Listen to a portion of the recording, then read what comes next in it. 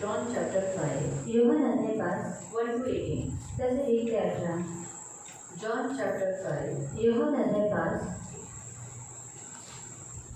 1 to 18. त्याचे 1 ते 18. यहुन्ना अध्याय 5 उसका 1 से लेकर 18 तक। యోహాను అధ్యాయం 5 त्याचे 1 ते 18 पर्यंत. इन बातों के पश्चात यहूदियों का एक पर्व हुआ। यीशु यरूशलेम को गया। यरूशलेम में भेड़ फाटक के पास एक कुंड है जो इब्रानी भाषा में बैतसदा कहलाता है। उसके 5 ओसरे हैं जिनमें बहुत से बीमार, अंधे, लंगड़े, सूखे अंग वाले पानी पीने की आशा में पड़े रहते, क्योंकि न्यून समय पर परमेश्वर के स्वर्गदूत कुंड में उतरकर पानी को हिलाया करते थे। पानी मिलते ही जो कोई पहले उतरता था वो चंगा हो जाता था, चाहे कोई भी बीमारी क्यों न हो। वहाँ एक मनुष्य था जो 38 वर्ष से बीमार पड़ा था। यीशु ने उसे पड़ा हुआ देखकर, जो यह जानकर कि वह बहुत दिनों से इस दशा में पड़ा है, उसे पूछा, क्या तू चंगा होना चाहता है? उस बीमार ने उसको उत्तर दिया, हे प्रभु, मेरे पास कोई मनुष्य नहीं कि जब पानी हिलाया जाए तो मुझे कुंड में उतारे, परंतु मेरे पहुँचते पहुँचते दूसरा ही मुझसे पहले उतर जाता है। यीशु ने उससे कहा, उठ, अपनी खाट उठा और चल फिर। वो मनुष्य तुरंत चंगा हो गया और अपनी खाट उठाकर चलने फिरने लगा।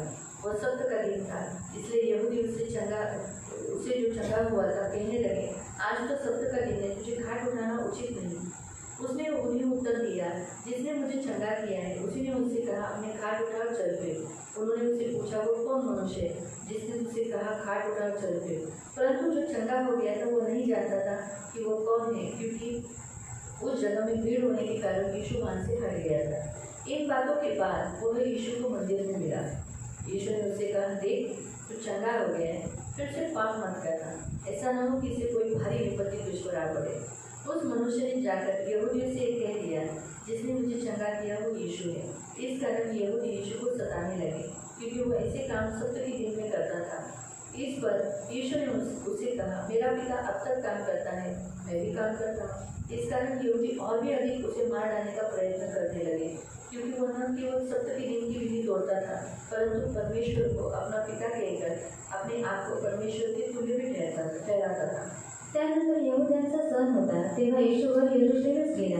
यरूशलेमेत मेंढरे दरवाजाजवळ एक तळे आहे, त्यांना एबी भाषेत बेसदा म्हणतात. त्याच्याजवळ 5 पडवे आहेत, त्यांमध्ये रोगी, आंधळे, लंगडे, लुळे यांचा मोठा समुदाय पडलेला असे. ते पाणी हलण्याची वाट पाहत असत, कारण की देवदूत वेळोवेळी तळ्यात उतरून पाणी हलवत असे आणि पाणी हलवल्यानंतर त्यात प्रथम शौच आहे. त्याला कोणताही रोग असला तरी तो बरा होत असे. तेथे 38 वर्षे आजारी असलेला कोणी एक माणूस होता.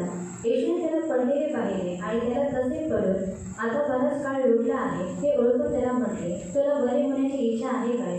त्या दुखणीकराने त्याला उत्तर दिले, महाराज, पाणी उसळते तेव्हा मला तळ्यात सोडायला माझा कोणी माणूस नाही. मी जातो न जातो तो दुसरा कोणीतरी माझ्या हाती उतरतो.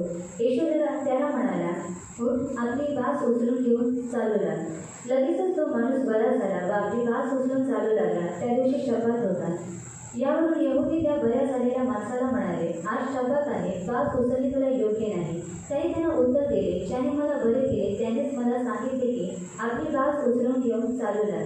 त्याने त्याला विचारले, आपली बास उचलून चाल असे ज्याने तुला सांगितले ते कोण माणूस आहे? तो कोण आहे हे त्या बऱ्या झालेल्या माणसाला ठाऊक नव्हते, कारण त्या ठिकाणी लोकसमुदाय असल्यामुळे येशू निसटून गेला होता. त्यानंतर तो मंदिरात येशूला भेटला, तेव्हा तो त्याला म्हणाला, पहा, तू बरा झाला आहेस, आतापासून पाप करू नकोस, करशील तर तुझी पूर्वीपेक्षा अधिक वाईट होईल. त्या माणसाने जाऊन यहूद्यांना सांगितले, ज्याने मला बरे केले तो येशू आहे. यामुळे यहूदी येशूच्या पाठीस लागून त्याला जीवे मारायला पाहू लागले, कारण तो शब्बात दिवशी अशी कामे करत असे. येशूने त्यांना उत्तर दिले, माझा पिता आजपर्यंत काम करत आहे आणि मीही काम करत आहे.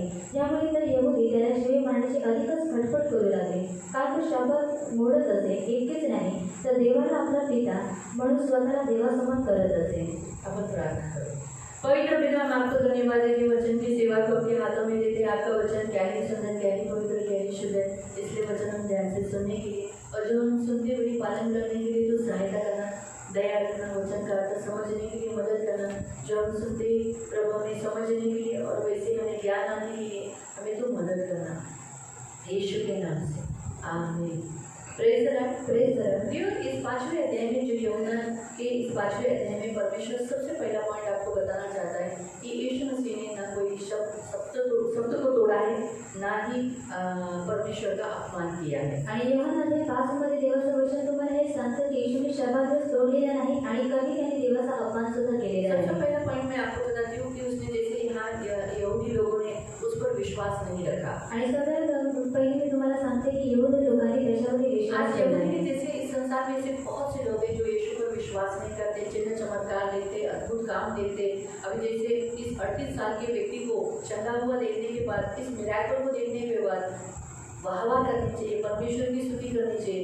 उधर न देखकर उन्होंने किस विषय को देखा कि ये सप्त का दिन है, सबके दिन में ये खाट उठा के, मतलब वो खाट नहीं था, हम लोग जैसे बिछाना डालते हैं ना, अभी वो तो लकवा मारा हुआ व्यक्ति था क्योंकि वो पड़ा हुआ था, तो नेचुरली हम सोच सकते चटाई के ऊपर गादी सा डाला हुआ वैसा एक वस्तु जिसे हम बोलते हैं कि ये भी एक खाट के जैसी होते हैं ना, बिछाना के जैसा ही है। वो लेकर जाने को वो उसी दिन उनको दिखाई दिया, वो ये नहीं दिखाई दिया कि वो चल रहा है। 38 साल से ये खाट बिछाना उसको उठा के चल रहा था। आज परमेश्वर ने, यीशु मसीह ने इतनी बड़ी शक्ति, इतनी बड़ी सामर्थ्य इस व्यक्ति को दिया कि आज ये बिछाना उठा के चल रहा है।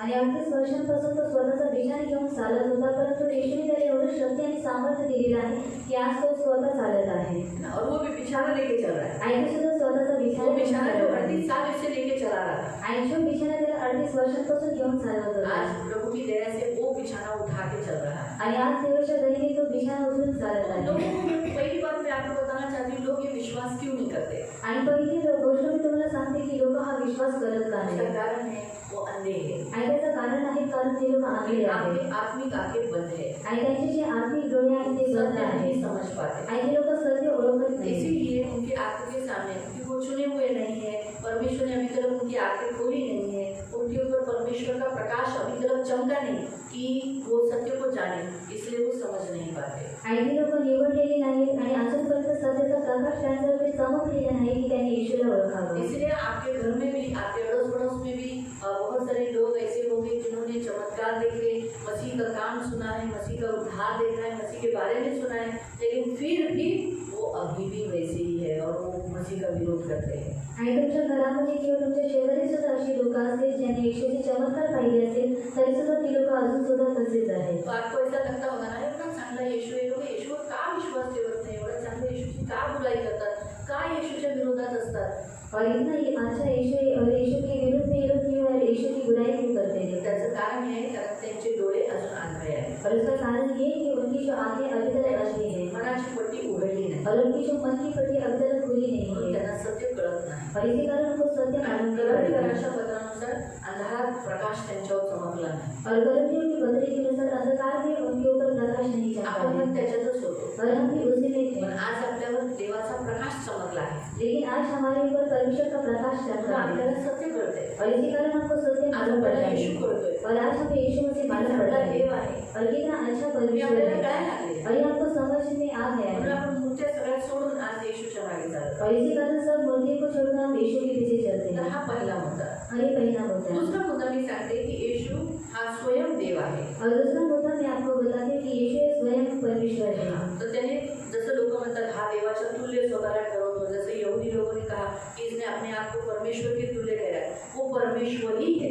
आणि जसे यहूदी लोक म्हणाले की हा स्वतःला देवाच्या समानतेमध्ये बोलतो परंतु तो देवच आहे। और दूसरी बातों में वो सत्य का विधि तोड़ता नहीं, परंतु सत्य का स्वामी भी वही है। आणि दुसरी गोष्ट तो शब्दाची जी विधी आहे तिला तोडत नाही, परंतु शब्दाचा जो स्वामी आहे तो आहे। हम पढ़ेंगे मरकुस अध्याय 2 में, आणि आपण वाचूया मार्क अध्याय 2 मार्क चैप्टर 2 मार्क अध्याय 2 और उसका हम पढ़ेंगे 27 आणि 28 आणि त्याचं 27 आणि 28 27-28 27 आणि 28 मार्क चैप्टर 2 मार्क अध्याय 2 उसका 27-28 त्याचं 27 आणि 28 आणखी तू त्यांना म्हणाला शब्द मनुष्यासाठी झालेला आहे। हाँ, याद रखो, जो शब्बात हम देखते हैं वो शब्बात मनुष्य के लिए बनाया है।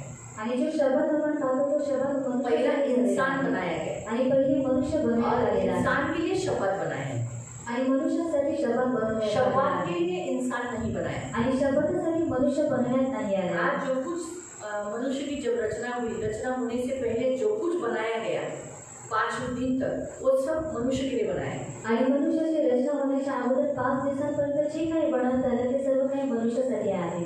बराबर है?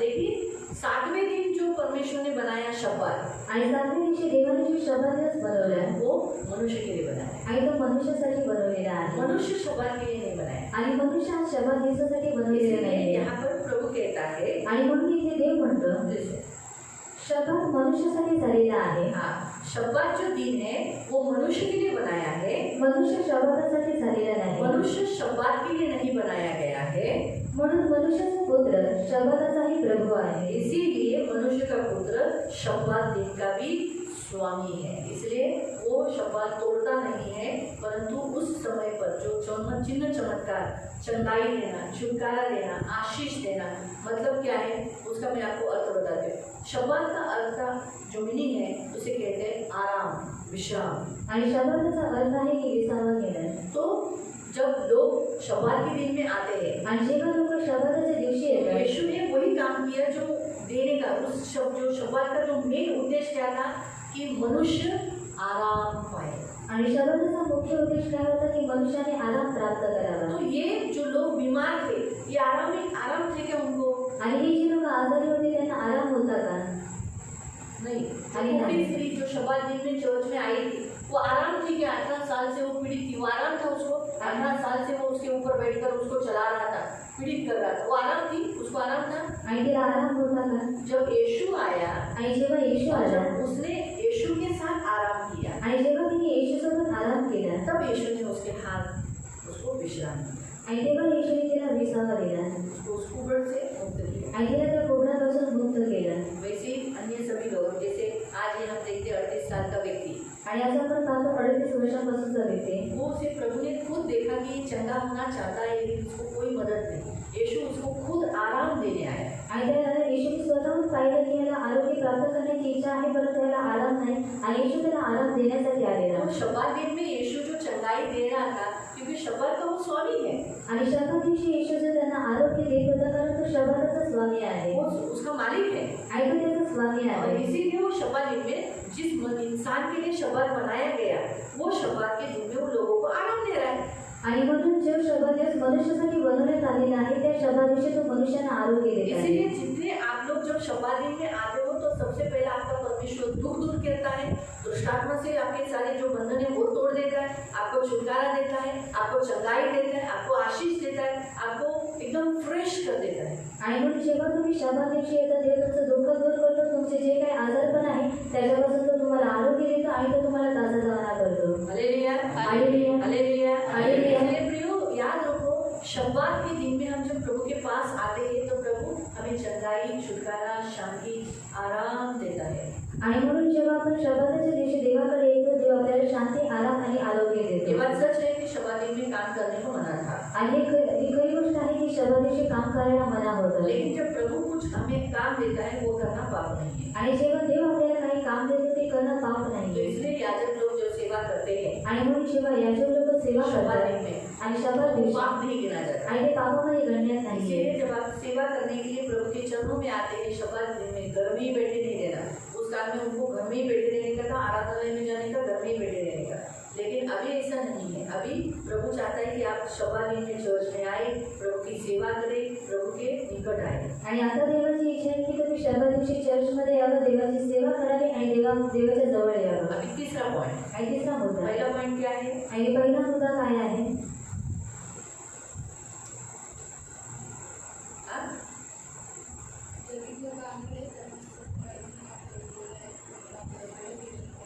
लोग, संसार के लोग विश्वास क्यों नहीं रखते? आणि जगाचे लोक विश्वास का ठेवत नाही? उनकी आत्मिक आंखें बंद है, आणि त्यांची जी आत्मिक डोळे आहेत ते बंद आहे, प्रभु का प्रकाश उन पर चमका नहीं। आणि आतापर्यंत देवाचा जो प्रकाश आहे त्यांच्यावरती चमकलेला इसलिए आपके आहे। घर के लोग, आपके अड़ोसी पड़ोसी लोग, आपके एरिया के लोग इतना चमत्कार, मिराकल्स देखने के बाद भी यीशु के पास क्यों नहीं आते? क्योंकि अभी तक उनके ऊपर प्रभु का प्रकाश चमका नहीं। आणि म्हणून तुमच्या घरातली लोक किंवा तुमचे जे शेजारी आहेत ते लोक चमत्कार पाहून सुद्धा ते लोक देवाकडे का येत नाही? कारण देवाचा जो प्रकाश आहे तो आतापर्यंत त्यांच्यावरती चमकलेला दूसरा नाही। पॉइंट, दुसरा मुद्दा,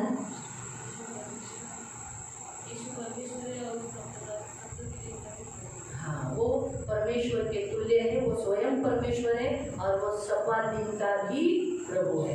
आणि तो देव आहे, तो स्वयं परमेश्वर आहे आणि तो शब्दाचा सुद्धा स्वामी आहे. इसलिए इंसान शब्द दिन में यीशु के पास आना ही है। आणि म्हणून मनुष्याने काय करायचं आहे, शब्द दिवशी येशूकडे यायचं अगर आहे. आराम चाहिए, आणि जर त्याला आराम हवा आहे, चाहिए, त्याला आरोग्य हवा आहे, छुटकारा चाहिए, त्याला सुटकारा हवा उसे आहे प्रभु के पास आराम करने के लिए आना ही है। आणि त्याने त्या दिवशी देवाकडे आराम करण्यासाठी यायचं आहे. तो ये हमने दूसरा पॉइंट देखा। आणि हा पण दुसरा मुद्दा तीसरा पाहिला. पॉइंट हम देखते हैं कि यीशु मसीह ने एक 38 साल के एक व्यक्ति को जो बीमार था, जो चल फिर नहीं सकता था, उसे चंगाई दिया। आणि तिसरा मुद्दा आपण पाहतो की 38 वर्षांपासून जो व्यक्ती आजारी होता, जो चालू करू शकत नव्हता, देवाने त्याला आरोग्य दिलं. वहाँ बहुत सारे बीमार थे, आणि तिथे खूप लोक आजारी ये होते अकेला नहीं था, आणि हा एकटा नव्हता. लेकिन यीशु ने उसी व्यक्ति के ऊपर क्यों दया की और उसी के ऊपर अपनी आँखें क्यों लगाई? आणि येशूने त्याच्यावरतीच दया का केली आणि ते स्वतःची दृष्टी त्याच्यावरतीच का उसका लावली? एक कारण है, आणि त्याचं एक कारण आहे. क्योंकि लकवा मारा हुआ जैसे व्यक्ति था, आणि वो चल फिर नहीं पाता था, आणि लकवा मारलेला व्यक्ती होता, त्याला तो चालू करू शकत नव्हता मतलब सोया हुआ था। आणि म्हणजे तो झोपलेला बाकी होता. भी जितने लोग बीमार थे, आणि बाकीची जेवढी लोक आजारी होते सबकी नजर आणि त्या सर्वांची नजर बैतसैदा का जो कुंड था उसका पानी के ऊपर ही नजर था। आणि बेतसदाचा जो कुंड होता त्याच्या पाण्यावरती त्यांचं नजर होती. बस कब हिले तो भाग के उतरे, आणि कधी ते आले की आम्ही त्याच्यामध्ये जावं. क्योंकि एक स्वर्गदूत आता था और वो पानी हिला देता था। जैसे वो पानी हिलता था, जो कोई पहले उतरता था वही चंगा होता था। आणि एक स्वर्गदूत द्यायचा आणि तो जो पाणी आहे त्याला हलवायचा आणि जसं तो पाणी हलायचं, जेव्हा जो व्यक्ती प्रथम जायचा तर त्याला आरोग्य एक मिळायचं. मिराकल है, वहाँ देखा गया तो एक चमत्कार है आणि हा एक चमत्कार आहे जो उस जगह के लिए प्रभु ने बनाया है। आणि जे देवाने त्या जागेसाठी तो बनवलं. इसलिए लोग वहाँ खास ताक में बैठे रहते थे, आणि म्हणून लोक खास टाकीमध्ये बसून लेकिन राहायचे. यही एक व्यक्ति था जिसने नजर यीशु के ऊपर डाली आणि और उसका नजर पानी तक नहीं तक क्योंकि सोया हुआ था। आणि हाच एक व्यक्ती होता की त्याने जे आपले डोळे आहेत ते येशूकडे लावले, कारण त्या पाण्यावरती लावले नाही, कारण तो झोपलेला होता. उसने यीशु को देखा, इसलिए यीशु ने भी उसे देखा। आणि त्याने येशूला पाहिलं म्हणून येशूने सुद्धा त्याला पाहिलं. हाँ, इसीलिए यीशु ने जैसी दृष्टि उसके ऊपर की, वहाँ लिखा है ऐसा कि वहाँ एक मनुष्य था और यीशु वह उसे पड़ा हुआ देखकर, यानी यीशु की दृष्टि उसके ऊपर पड़ी आणि येशूची दृष्टी त्याच्यावरती पडली और उससे बात की। आणि मी त्याच्याशी बोललो. और जैसे प्रभु ने देखा कि उसे चंगा होना है, उसने बोला उठ चल फिर।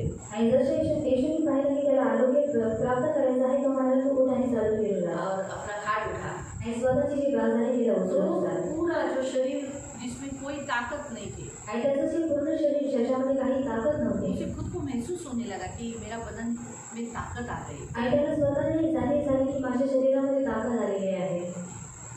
हिलने लगा, आणि तो हलू उठ लागला गया, आणि तो उठला शॉक हो गया आणि तो शॉक झाला. और उसने क्या किया, वो खाट उठाकर चलने लगा, आणि त्याने काय केलं, स्वतःची खाट उचलून तो चालू लागला बिछाना उठाकर चलने लगा। आणि त्याचा बिछाना उचलून तो चालू लागला. तीसरा पॉइंट, अपनी आंखें प्रभु की ओर लगाना। आणि तिसरा मुद्दा, स्वतःचे जे डोळे आहेत ते देवाकडे संसार लावा. की बातों पर, संसार में जो हो रहा है वहाँ पर मत लगाओ। आणि जगामध्ये किंवा जगी गोष्टींमध्ये लावू नका. आप प्रभु को देखते रहोगे, प्रभु की दृष्टि आप पर जरूर गिरेगी। आणि तुम्ही प्रभूकडे जर पाहत राहाल तर प्रभूची जी दृष्टी आहे ती तुमच्यावरती नक्की जितने लोग पडेल. प्रभु को देखते हैं वो कभी लज्जित नहीं होते, उनका मुंह काला नहीं पड़ता। आणि जेवढी लोक देवाला पाहतात ती लोक कधी लज्जित होत नाही, त्यांचं जे मुख आहे ते कधी काळं पडत नाही. हमेशा अपनी आंखें प्रभु की ओर लगाना, आपको वहाँ से ही सहायता मिलेगी। आणि म्हणून नेहमी तुमचे जे डोळे आहेत तुम्ही देवाकडे लावा आणि त्याच्याकडून तुम्हाला सहायता भेटेल. जो आकाश और पृथ्वी का करता है, आणि जो आकाश आणि पृथ्वीचा करता आहे उसके लिए कोई बात कठिन नहीं, आणि त्याच्यासाठी कोणती गोष्ट कठीण सब नाही कुछ कर सकता है। आणि तो सर्व काही करू इसलिए शकतो. अपनी आंखें उसकी ओर लगाओ, आणि म्हणून तुमचे जे डोळे आहेत तुम्ही त्याच्याकडे उसकी लावा ओर लगाओ,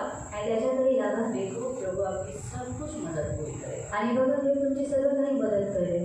अब चौथा पॉइंट, आणि आता 14 होत्या. परमेश्वर ने उसे इतना बड़ा चमत्कार यीशु मसीह ने उसके जीवन में किया है, आणि येशूने एवढा मोठा चमत्कार त्याच्या जीवनामध्ये केला तो उसे मालूम नहीं था वो कौन था। आणि त्याला माहित नव्हतं की तो कोण लेकिन आहे. जैसे वो मंदिर में गया, आणि जसं तो मंदिरामध्ये उसे मालूम गेला पड़ा ये यीशु है, आणि त्याला माहित पडलं की हा येशू यीशु आहे. ने उसे चेतावनी दिया। आणि येशूने त्याला चेतावणी दिली. 14 में कहा, देख तू चंगा हो गया, पाप मत करना, ऐसा न हो कि इससे भी भारी विपत्ति तुझ पर आ पड़े। अभी 38 साल से ये जिस बीमारी में था, विपत्ति में था, अगर इससे भी भारी विपत्ति, मतलब सोचो कितनी बड़ी होगी।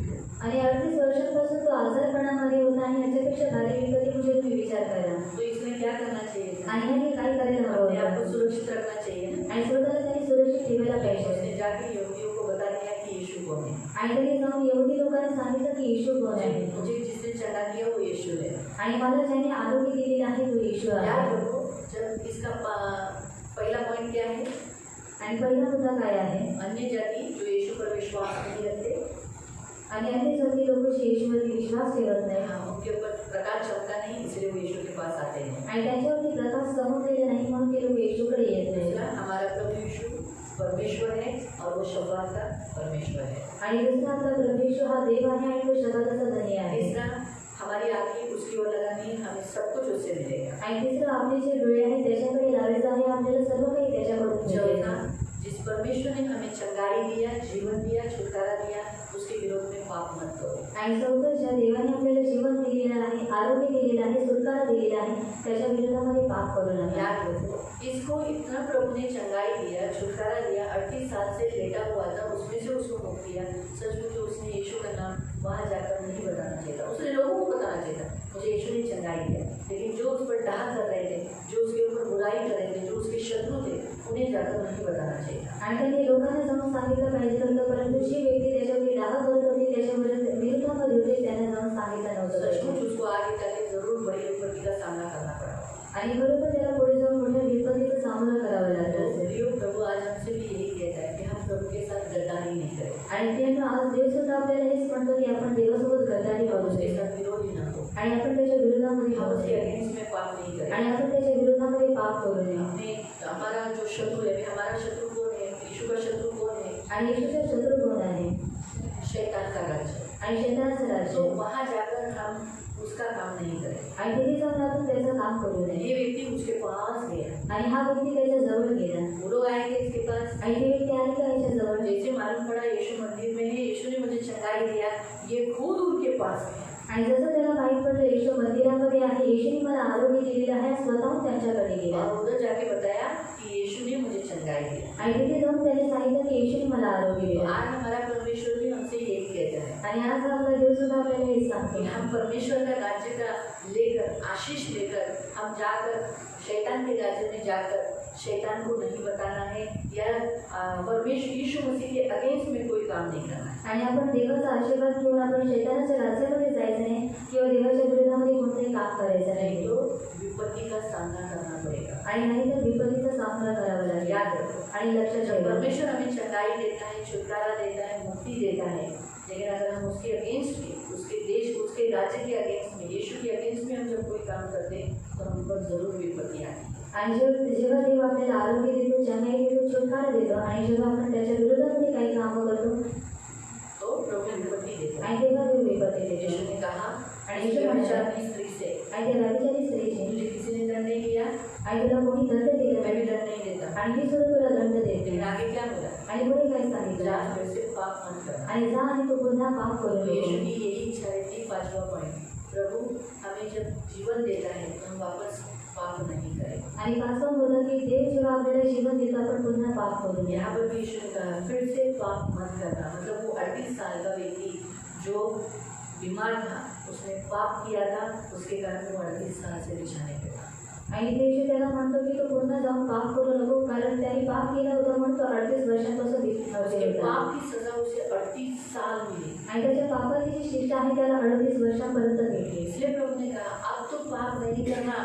आणि म्हणून परमेश्वर त्याला म्हणाला तू आता पाप करू नको। मरकुस अध्याय 2 में पढ़ोगे तो वहाँ पर भी एक लकवा मारे हुए व्यक्ति को उठा के लाया था। आणि मार्क अध्याय 2 मध्ये जर तुम्ही वाचलं, लकवा मारलेली जी व्यक्ती आहे त्याला वो उचलून साल से वो आणलं पैरालाइज में था, आणि खूप पहले वर्ष से 18 साल ऐसा कुछ पैरालाइज में था।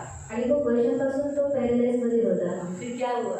आणि नंतर काय यीशु ने झालं? कहा तेरे पाप क्षमा हुए। आणि येशू त्याला म्हणाला तुझे पाप क्षमा झाले। तो पाप भी ऐसे होते हैं जिसके कारण मनुष्य विपत्ति में गिरता है, बिछाना पकड़ता है। आणि पाप सुद्धा असं असतं की त्याच्यामुळे मनुष्य विपत्तीमध्ये पडतो आणि तो बिछाना पकडतो। इसलिए इतने बड़े विपत्ति में 38 साल से ये विपत्ति में पड़ा था। आणि 38 वर्षांपासून हा विपत्तीमध्ये पडलेला यीशु ने होता। कहा पाप मत कर। आणि म्हणून येशू त्याला म्हणाला तू पुन्हा पाप करू आज हम नको। भी अगर अपने विषय पे सोचेंगे, हमने भी बहुत सारे विपत्तियों का सामना किया है। आणि जर आपण स्वतःबद्दल जर विचार केला तर आपण सुद्धा खूप साऱ्या विपत्तींमधून सामना अगर केलेला हम पाप आहे। करेंगे आणि जर आपण पाप तो करू हम विपत्तियों को वेलकम कराते हैं। आणि आपण विपत्तींना आमंत्रण देतो हम खुद उन्हें बोलते हैं आओ और मुझे मारो।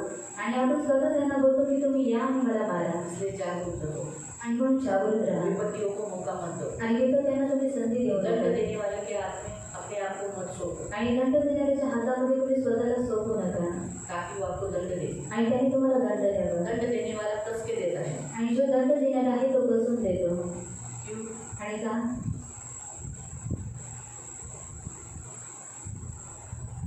वो बदला लेता है हमसे. आणि तो आपल्याकडून बदला उसको घेतो. छोड़ के गए थे ना. आणि आपण त्याला सोडून गेलं होतं ना. वो अच्छा रीति से जब हम उसके तावड़ी में सापड़ते हैं, अच्छा रीति से धोता है हमको. इसलिए याद रखो. आणि म्हणून लक्षात ठेवा. उसके हाथ में गिरो मत. आणि त्याच्या हातामध्ये पडू नका. इसलिए यीशु हम मसीहों को वार्निंग देता है. आणि म्हणून ईश्वर आपल्या ख्रिस्ती लोकांना चेतावणी ऐसे देतो. पाप मत करो. आणि म्हणून पुन्हा पाप करू नका. फिर से पाप मत करो, क्योंकि ऑलरेडी हम बहुत सारी विपत्तियों से गुजरे हैं और हम जानते हैं हम कितना दर्द उठाया, कितना दुख उठाया, फिर भी हम जाके पाप करना ये गलत है. देखो इस व्यक्ति में वही गलती थी. इतनी चेतावनी मिलने के बावजूद भी, चेतावनी मिली, यीशु ने बोला भी, क्या बोला? देख तू चंगा हो गया है, फिर से पाप मत करना. ऐसा न हो कि कोई भारी विपत्ति तुझ पर पड़े.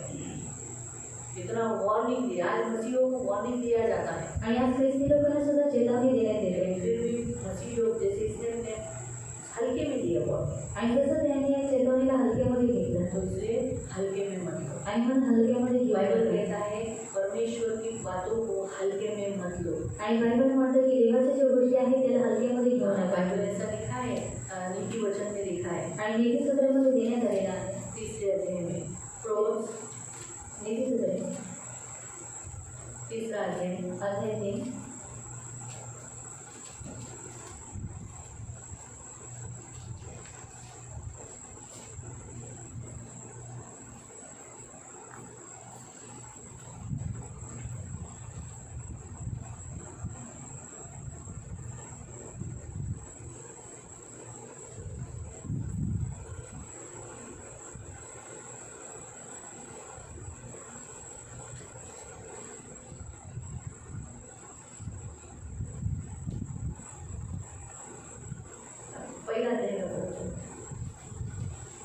पहिला अध्याय उसका 7वां वचन. अध्याय 1 त्याचं 7वं वचन. परमेश्वराचं भय हे ज्ञानाचा प्रारंभ होय, पण मूर्ख लोक ज्ञान व शिक्षण तुच्छ मानतात. मूर्ख लोग क्या करते हैं? ज्ञान को और बुद्धि को क्या करते हैं? चेतावनी को तुच्छ जानते हैं. और 3 का 5वां वचन से. आणि तिचं 5 वचनापासून. तो आपल्या अगदी मनापासून परमेश्वरावर भाव ठेव, आपल्याच बुद्धीवर अवलंबून राहू नकोस. तो आपल्या सर्व मार्गात त्याचा आदर कर, म्हणजे तो तुझा मार्गदर्शक होईल. तो आपल्या दृष्टीने स्वतः शहाणा समजू नकोस. हाँ, क्या लिखा है? तू अपनी दृष्टि में शाना न समझना. परमेश्वराचे भय धर आणि दुष्कर्मापासून दूर राहा. फिर 11. माझ्या मुला, परमेश्वराचे शिक्षण तुच्छ मानू नकोस. परमेश्वर जो तुझे सिखाता है उसको हल्का मत जान, तुच्छ न जानना, मुंह न मोड़ना. आणि त्याच्या शासनाला कंटाळू नकोस. हाँ, मालूम हुआ? वो तुझे ताड़ना करता है तो उसे तू तुच्छ न जानना.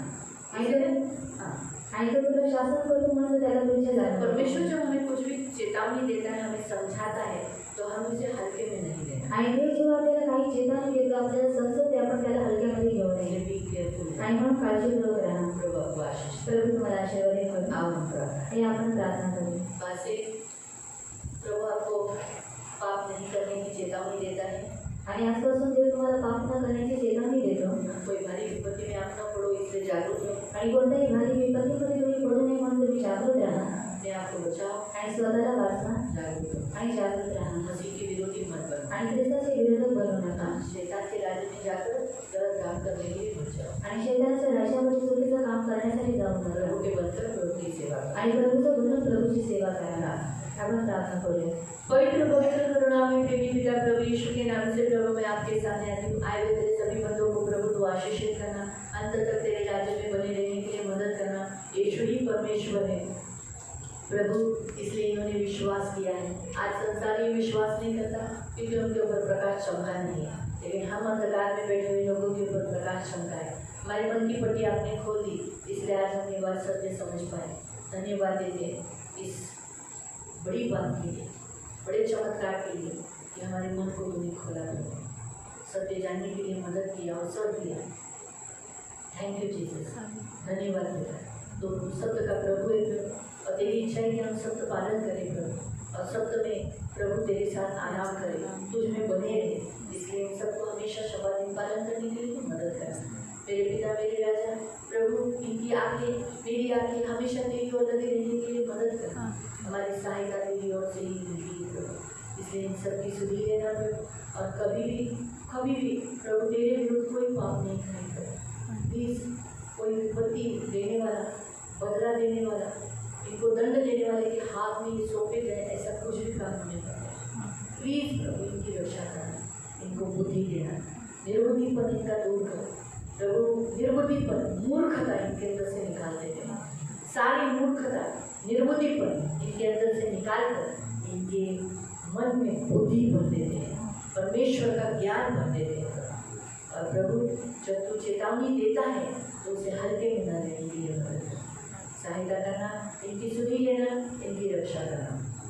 ये मेरी खास प्रार्थना है। इब्रानियों की पत्री 12वें अध्याय में भी ऐसा लिखा है, प्रभु जब तुझे डांटे तो उसे हल्के में न लेना। तो प्रभु पवित्र पिता इन सबको प्रभु चेतावनी जो तू देता है जागरूक रहने के लिए और अपने आप को सुरक्षित रखने के लिए मदद कर, वो भी तुझ में इन्हें आशीषित करें।